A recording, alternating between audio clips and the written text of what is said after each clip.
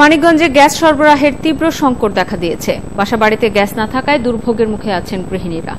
Gas সংকটের কারণে বন্ধ হয়ে যাচ্ছে সিএনজি স্টেশনগুলো, ব্যাহত হচ্ছে শিল্প কারখানার উৎপাদন। তবে কি কারণে এই সংকট তাও বলছে না গ্যাস কর্তৃপক্ষ। মনিরুল ইসলাম মিহিরের রিপোর্ট। সারাদিন গ্যাস পান না মানিকগঞ্জবাসী। গ্যাস আসে শেষ রাতে, তাও কাজ শেষ করতে না করতেই চলে যায়। গৃহিণীরা জানান, বাধ্য হয়ে তাদের মাটির চুলো বা স্টোভে রান্না করতে হচ্ছে। কেউ ব্যবহার করছেন সিলিন্ডার গ্যাস।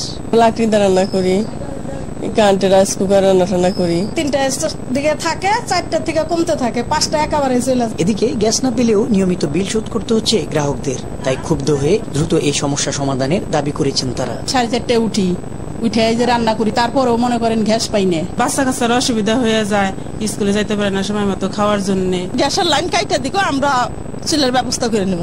এদিকে সিএনজি স্টেশনগুলোতে গ্যাস না থাকায় বিপাকে রয়েছে যানবাহন চালক ও যাত্রীরা।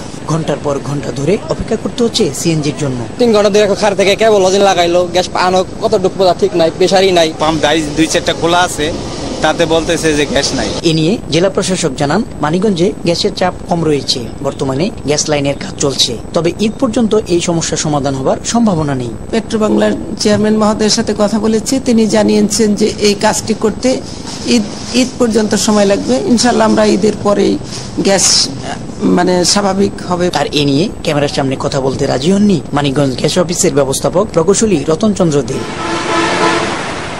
মানিকগঞ্জে গ্যাসের মোট গ্রাহক সংযোগ রয়েছে 14,130টি। তার মধ্যে 13,977টি আবাসিক, 17টি সিএনজি স্টেশন, 66টি বাণিজ্যিক এবং 42টি শিল্প কারখানায় সংযোগ রয়েছে। মনিরুল ইসলাম মিহির, 71, মানিকগঞ্জ।